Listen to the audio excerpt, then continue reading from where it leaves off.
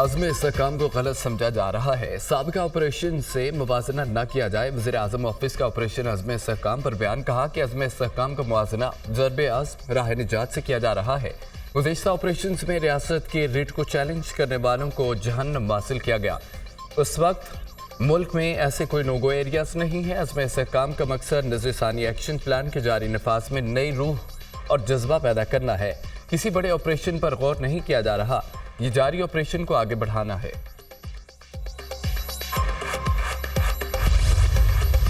आइन पर अमल हो, जमहूरी निज़ाम मुस्तहकम हो।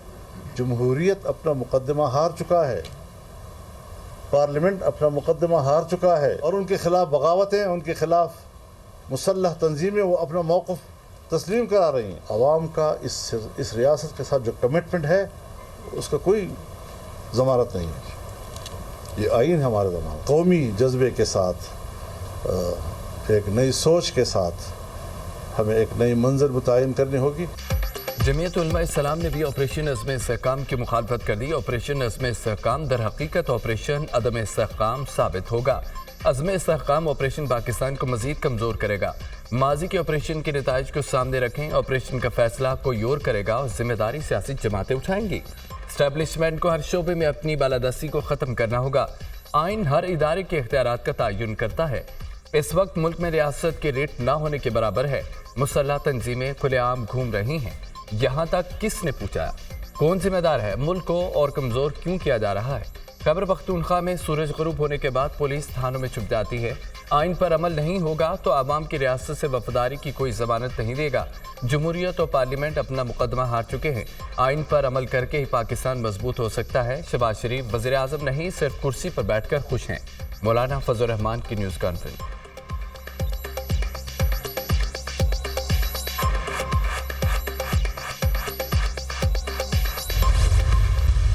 एपेक्स कमेटी की जो मीटिंग हुई जिसमें नेशनल प्लान में बात हुई तो उसमें एक पॉलिसी बताई गई। वो पॉलिसी ये थी कि मुल्क के अंदर अमन व अमान होना चाहिए, बिल्कुल। इसी तरह मुल्क के अंदर दहशतगर्दी का खात्मा होना चाहिए, बिल्कुल। जो नाम आया वहाँ पर वो था अज़्म पाकिस्तान।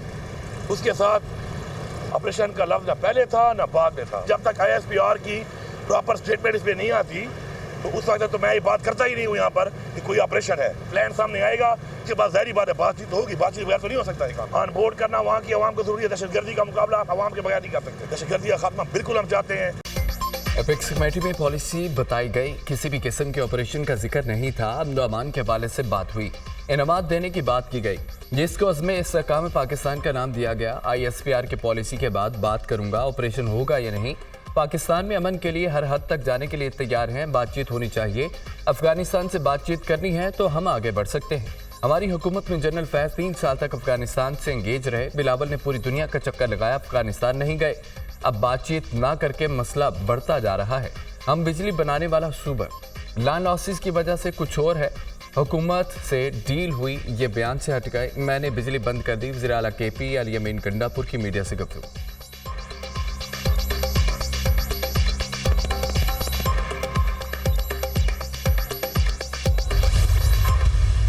मर्दान में, सवात में, इन जगहों पे काबीना के रोटेशन वाइज इजलास होने चाहिए। ऐसे इजलास बुलाए जाए और ख़ासकर जहाँ पर अमन व अमान की बहुत ज़्यादा सूरत हाल ख़राब है। सूबे की तरक्की में जो है मिलकर इंशाअल्लाह ताला काम करेंगे। सूबा हम सब का है।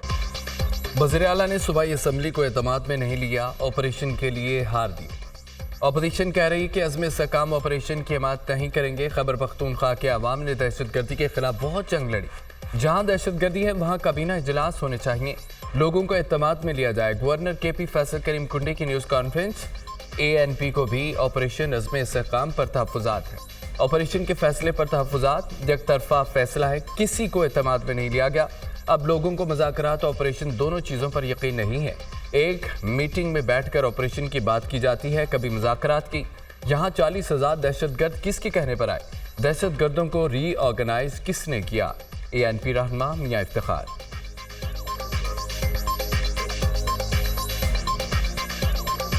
एक तो ये कि ऑपरेशन इस्तेहकाम पाकिस्तान के हवाले से जो फ़ैसला हुआ, हमें उन पे शदीद यानी तहफ़्फ़ुज़ात हैं। ये एक तरफ़ा फ़ैसला है, किसी को एतमाद में नहीं लिया गया है। सेनेट में ऑपरेशन अज़्म इस्तेहकाम के खिलाफ ऑपरेशन का एहतजाज, पख्तूनों का कत्ल नामंजूर। ऑपोजिशन सेनेटर्स की नारेबाजी, पीपल्स पार्टी ने अज़्म इस्तेहकाम ऑपरेशन की हिमायत कर दी। मुल्क में दहशतगर्दी का नासूर सर उठा रहा है। मुल्क में ऑपरेशन नागुज़ीर है। क्या ये चाहते हैं कि मुल्क में अदम इस्तेहकाम रहे? ये कहते हैं कि तालिबान हमारे दोस्त हैं। ये वही है जो तालिबान के दफ्तर खोल रहे थे। तालिबान खान के बार बार कहा कि TTP हमारे दोस्त है।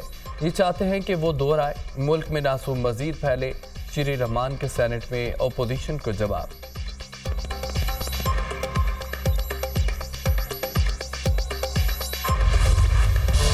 PTI ने दूसरी जमात में शमूलियत इख्तियार करके खुदकुशी क्यों की? PTI अगर पॉलिटिकल पार्टी का वजूद रखती है तो दूसरी जमात में क्यों शमूलियत इख्तियार की? मखसूस नशिस्तों से मुतालिक आइन वाज़ेह है।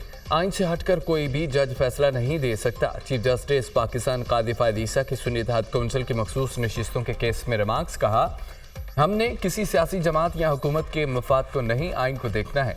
हम ये नहीं सुनेंगे कि इलेक्शन कमीशन ने PTI से ज्यादती की। आइन और कानून के मुताबिक बात सुनेंगे। आइन पर अमल ना करके मुल्क की धज्जियां उड़ा दी गई। वक्त आ गया कि आइन के मुताबिक मुल्क चले। मुल्क में ऐसे अजीम जजेस भी गुजरे हैं जिन्होंने PCO के तहत हल्फ उठाने से इनकार किया। बानी PTI वज़ीर आज़म थे, उन्होंने इंटर पार्टी इंतखाबात नहीं कराए। PTI ने तो इंतखाबात रुकवाने की कोशिश की थी।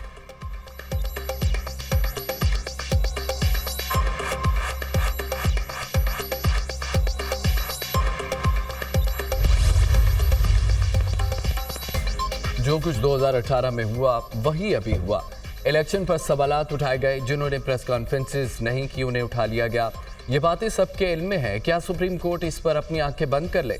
जस्टिस अतर मिनल्ला के रिमार्क्स, मेरी राय में PTI को हमारे सामने आना चाहिए था। PTI को आकर कहना चाहिए था ये हमारी नशिस्तें हैं।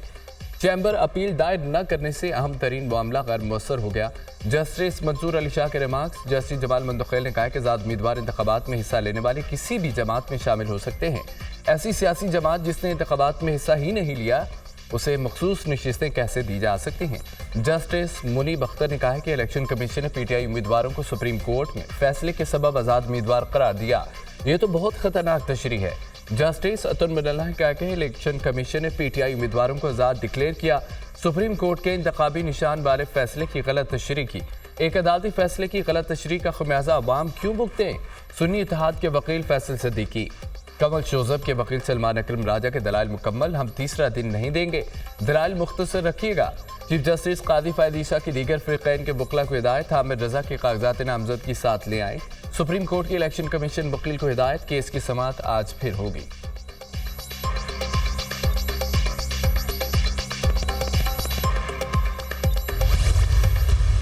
कानून के मुताबिक, आर्टिकल 51 के मुताबिक किसी भी पॉलिटिकल पार्टी को उसकी जीती हुई सीटों से ज़्यादा सीटें नहीं मिल सकती। 107 MPA ने पंजाब में सुन्नी इत्तेहाद कौंसिल को ज्वाइन किया। इलेक्शन कमीशन ने हमें इंडिपेंडेंट डिक्लेयर किया था। हमें उम्मीद है इंशाल्लाह सुप्रीम कोर्ट आईन की तशरीह इसके रूह के मुताबिक करेगी।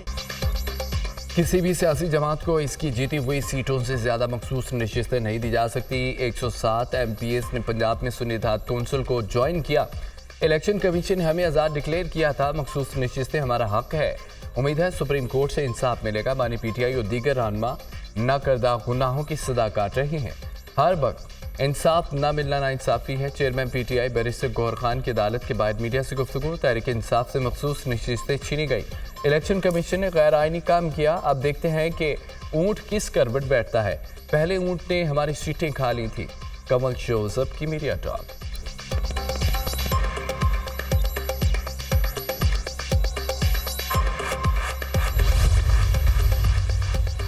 इस्लामाबाद हाई कोर्ट ने इलेक्शन कमीशन का रिटायर्ड जजेस का नोटिफिकेशन मुअत्तल कर दिया। जस्टिस तारिक महमूद जहांगीरी पर मुश्तमिल ट्राइब्यूनल बहाल। अदालत ने अली बुखारी की मुतफरिक दरख्वास्त पर भी नोटिस जारी कर दिए। इलेक्शन कमीशन बताए जज साहिब कैसे जानिबदार थे। कौन सा आसमान गिरने लगा था कि कायम मुकाम सदर से रातों रात ऑर्डिनेंस जारी करवा दिया। पार्लियामेंट को ख़त्म कर देते हैं और ऑर्डिनेंस के जरिए हुकूमत चलाते हैं। इस्लामाबाद हुकूमत ने नए इलेक्शन ट्रिब्यूनल के खिलाफ केस में रिमार्क्स, एडिशनल अटॉर्नी जनरल की तैयारी के लिए वक्त देने की सदा। चीफ जस्टिस आमिर फारूक ने रिमार्क्स दिए कि आप इस ऑर्डिनेंस का कैसे दिफा करेंगे। आप लोगों ने ऑर्डिनेंस की फैक्ट्री लगा रखी है। एक वो फैक्ट्री है और दूसरी ऑर्डिनेंस फैक्ट्री है। वो असला बनाते हैं। आप ऑर्डिनेंस अंजुम अकील जज पर लगाए गए इल्जामात की वजाहत न कर सके। इस्लामाबाद हाई कोर्ट का अंजुम अकील को शोकाज नोटिस जारी, 7 रोज में जवाब तलब कर लिया।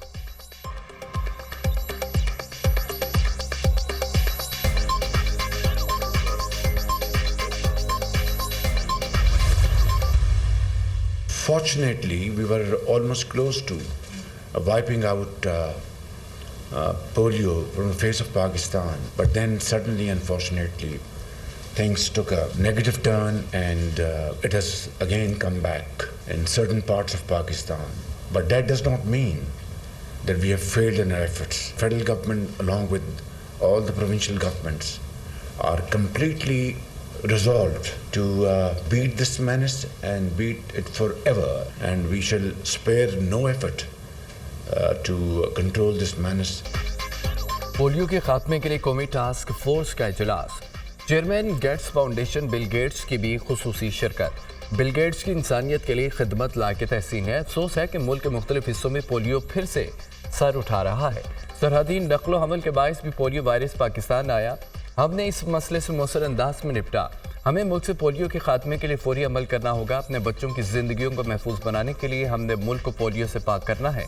पोलियो के खात्मे के लिए तमाम वसाइल बुरेकार लाएंगे। वज़ीर-ए-आज़म शहबाज शरीफ का इजलास से खिताब। पाकिस्तान में पोलियो का खात्मा नामुमकिन नहीं है, तरजीहात को बेहतर बनाना होगा। पाकिस्तान में डिजिटलाइजेशन का मंसूबा हमारी तरजीह है। बिल गेट्स का इज़हार ख्याल।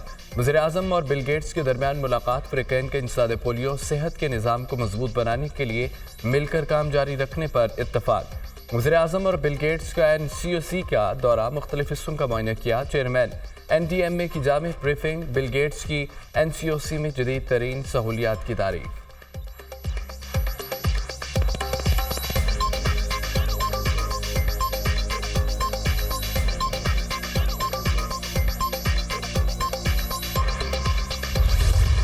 सिंध में अमन अमान की सूरत हाल पर सक्खर में बड़ी बैठक। सदर जरदारी की ज़ेर सदारत सिंध में सिक्योरिटी सूरत हाल पर इजलास। वज़ीर दाखिला मोहसिन नकवी, वज़ीर आला सिंध, सूबाई वज़रा और दीगर की शिरकत। कच्चे में डाकुओं के खिलाफ टारगेटेड ऑपरेशन के मतलूबा नताइज हासिल नहीं हो सके। कच्चे में भरपूर किस्म का ऑपरेशन नागुज़ीर है। हुकाम की ब्रीफिंग। कच्चे में ऑपरेशन शुरू करने के अहकाम जारी। तमाम वसाइल सिंध हुकूमत अदा करेगी। पुलिस और रेंजर्स मुश्तरका तौर पर ऑपरेशन करेंगे। जदीद आलात और हथियार फौरी तौर पर मुहैया किए जाएँ।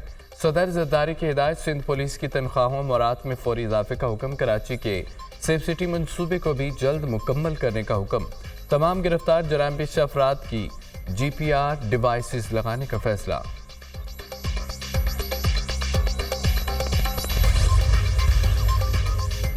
पंजाब का पहला इनकलाबी एजुकेशन प्रोग्राम। मरियम नवाज ने पंजाब स्कूल रीऑर्गेनाइजेशन प्रोग्राम की मंजूरी दे दी है। पंजाब में पहला पब्लिक सेक्टर मोंटेसरी प्रोग्राम शुरू करने का फैसला। सरकारी स्कूलों के 1000 ग्राउंड्स की 6 माह में तमीर व बहाली का हदफ मुकर्रर। सरकारी स्कूलों में हफ्तावार और माहाना मुकाबले शुरू करने का हुक्म। राजनपुर लिया बखर में CM Punjab school nutrition programme pilot project का अगस्त से आगाज होगा। मरियम नवाज ने 14,000 AEOs और SSC की रेगुलराइजेशन का प्लान तलब कर लिया है। ग्रीन स्कूल प्रोग्राम की अजरा का भी फैसला। वज़ीर पंजाब ने मंजूरी दे दी है। सदा और जदा के अमल के बगैर सिस्टम में बेहतरी नहीं लाई जा सकती। एजुकेशन के लिए फंड्स की कमी नहीं आने देंगे। हर डिस्ट्रिक्ट में early childhood education centre of excellence कायम किया जाएगा। मरियम नवाज की गुफ्तगू। वज़ीर आला पंजाब का हर डिवीजन में मरियम की दस्तक की 65 सर्विसेज शुरू करने का हुक्म। 14 अगस्त से हर डिवीजन में मरियम की दस्तक सर्विसेज शुरू हो जाएंगी। वज़ीर आला मरियम नवाज की ज़ेर सदारत इजलास में दस्तक प्रोजेक्ट में तोसी की मंजूरी। लाहौर में मरियम की दस्तक की सर्विसेज 40 तक बढ़ाने का फैसला। कराची सिटी काउंसिल के बजट इजलास में अपोजिशन की हंगामा राय, शोर शराबा, नारेबाजी। म्यूनसिपल यूटिलिटी सर्विसेज टैक्स नामंजूर के नारे। अपोजिशन अरकान ने बजट की कॉपियां फाड़ दी। सिटी काउंसिल हाल मछली मंडी बन गया। जमात इस्लामी और PTI के अरकान स्पीकर डाइस की गिरद जमा। अपोजिशन के शोर शराबे में बल्दिया उज़्मा कराची का 49 अरब 70 करोड़ का आइंदा माली साल का बजट मंजूर। अपोजिशन के बजट मुस्तरद। इजलास गैर मुय्यना मुद्दत तक मुलतवी। अपोजिशन जमातों की जानिब से कोई बजट तजावीज़ नहीं। अगर मैं डिक्टेटर होता तो मुक्के लहराता मीर कराची मुर्तज़ा बहाब। डिक्टेटर होता ना मैं तो ऐसे मुक्के लहराता, उनको अपने पास बुलाता नहीं। अगर डिक्टेटर होता ना तो मैं मुतज़ाद सियासत करता, तफरीक की सियासत करता, इनके टाउन में इनके टाउन चेयरमैनों को तंग करता। ये जिस दिन मेरा मुंह खुलवाएंगे ना, बताऊंगा इनका टाउन चेयरमैन कौन कौन सा टाउन चेयरमैन मेरे साथ इन टच होता है। वो खुद तंग है इन लोगों से, वो कहते हैं हम काम करना चाहते हैं। ये जाके माफ़ी मांगे पहले गुजरात के लोगों से, जिस तरह इन्होंने तशद्दुद किया और हमारा मैंडेट चोरी किया। ये सब चोर हैं, जब तक ये वापस नहीं करते इनके साथ कोई ना डील होगी ना कोई बात हो सकती। डील और ढील की बातें करने वाले गलत फहमी का शिकार है, मुंह बंद रखें। चौधरी परवेज इलाही का मशवरा, 7 साल जेल में रहा हूं, पहले भी बानी पीटीआई के साथ था, आइंदा भी साथ रहूंगा। बानी पीछे हटे और ना मैं हटूंगा। मैंडेट चोरी करने वाले गुजरात के लोगों से माफ़ी मांगे, माफ़ी मांगने तक कोई बात नहीं होगी। गिरने पर मेरी 5 पसलियाँ टूटी हैं, अल्लाह ताला ने किसी मकसद के लिए मेरी जान बचाई है। तहरीक इंसाफ जल्द इक़्तिदार में आएगी, चौधरी परवेज इलाही का दावा।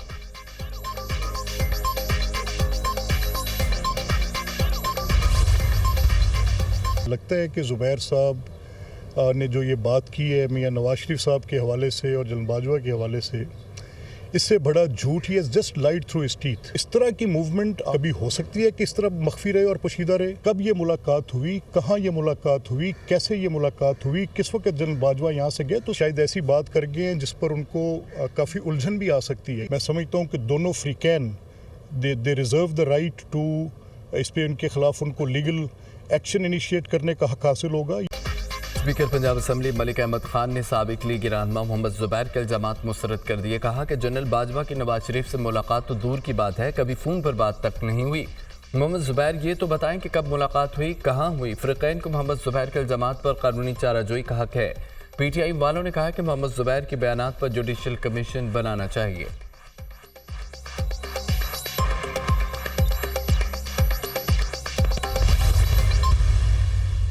मियां नवाज शरीफ के साथ मेरे सियासी मेरे उनके साथ डिसएग्रीमेंट है, उससे ज़्यादा नहीं है। मैं उनको ज़ाहिर है रिस्पेक्ट भी करता हूँ, और सबसे बड़ी बात यह है कि मैं कोई भी किसी के लिए भी बशमूल मियां नवाज शरीफ कोई ऐसा गलत इल्ज़ाम नहीं लगाऊंगा। मेरा ख्याल है मलिक अहमद साहब ने खुद ये क्लिप सुना ही नहीं था। लंदन में नवाज शरीफ बाजवा मुलाकात की मेरे पास कोई कंफर्मेशन नहीं है। निजी प्रोग्राम में सवाल पूछा गया, सुना है कि लंदन में नवाज शरीफ की बाजवा से मुलाकात हुई थी। मैंने कहा था कि मुलाकात बारे में मैंने नहीं सुना। मेरा ख्याल है कि मलिक अहमद खान ने मेरा बयान सही नहीं सुना। स्पीकर पंजाब असम्बली को पहले निजी प्रोग्राम में मेरी गुफ्तगू को सुनना चाहिए था। नवाज शरीफ के साथ मेरा सियासी इख्तलाफ है, मगर उनकी इज्जत करता हूँ। नवाज शरीफ समेत किसी की कोई गलत इल्ज़ाम नहीं लगाऊंगा। साबिक तर्जमान नवाज शरीफ मोहम्मद जुबैर की दुनिया न्यूज़ के प्रोग्राम ऑन द फ्रंट में गुफ्तगू। Chief justice Lahore high court Malik Shahzad Ahmad, justice Shahid Bilal Hasan, chief justice Sindh high court Aqeel Ahmed Abbasi की बतौर सुप्रीम कोर्ट जज की तकरीर का नोटिफिकेशन जारी। सुप्रीम कोर्ट ने तीनों जजेस की हलफबर्दारी की तकरीब आज होगी। चीफ जस्टिस पाकिस्तान तीनों जजेस के ओहदे का हल्फ लेंगे। सीनियर तरीन जज जस्टिस शुजात अली कायम मुकाम chief justice Lahore high court मुकर्रर। नोटिफिकेशन जारी कर दिया गया।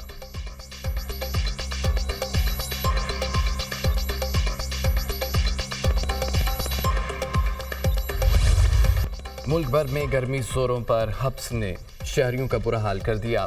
तुर्बत में दर्जा हरारत 49 डिग्री तक जा पहुंचा। जैकबाबाद से भी दादू शहीद बेनज़ीराबाद में पारा 47 को छू गया। लाहौर सखर में दर्जा हरारत 43 डिग्री हो गया। कराची में जुज़वी हीट वेव, पारा 42 डिग्री तक पहुंच गया। शहर में गर्मी की लहर आज भी बरकरार रहने की तवक्को है। महकमा मौसमियात की मुख्तलिफ इलाकों में बादल बरसने की पेशगोई। पंजाब, सिंध, केपी, बलोचिस्तान और कश्मीर के मुख्तलिफ मकामात पर आंधी और बारिश का इम्कान है। लाहौर, रावलपिंडी, सियालकोट, राजनपुर, डीआई खान में बारिश मुतवक्की।